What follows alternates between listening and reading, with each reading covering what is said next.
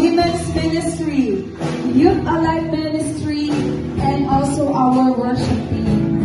I request Ivy and Karen to give our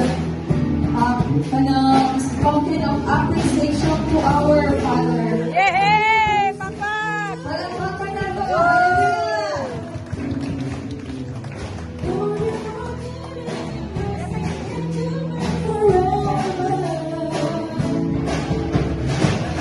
Oh, forever in patient time, from generation to generation, we worship. Papa, basahan ninyo niya ang message na naasa ako na naka.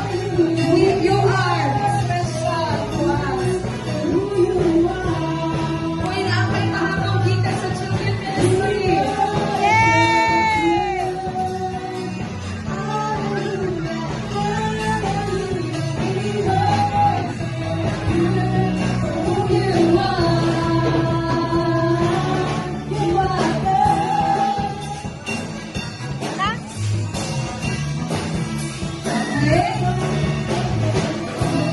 We appreciate you mga daddy o nakita ninyo karon.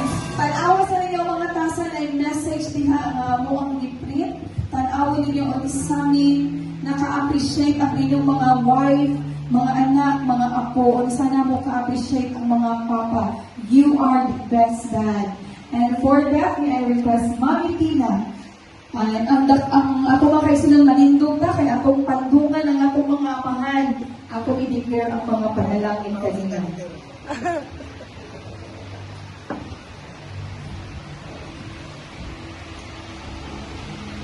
So, let's point our hands. So, the fathers na nag-imitawin bali na po.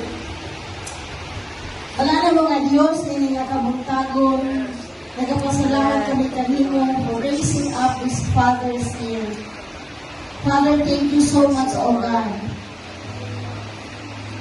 For a father, fatherhood itself is a great privilege that comes from the Lord. That has also a huge task as the prophet for their family, the seer and the visionary for their family, as a king for protecting their families and for providing their families, and priests as intercessors of their families. Father, I pray that in all these three roles of the fathers of God, indulge me with the Holy Spirit that He will be able to carry on these huge responsibilities as fathers to their children, to the people, even to the community, O God. Thank you so much sa ilang ginagawa that they need to be strong. Not because they are strong by themselves, but they are strong because you are with them always and you will never forsake them. Salamat, Ama, that you will remember today that your promise is at stake, that you will never leave them, you will never forsake them.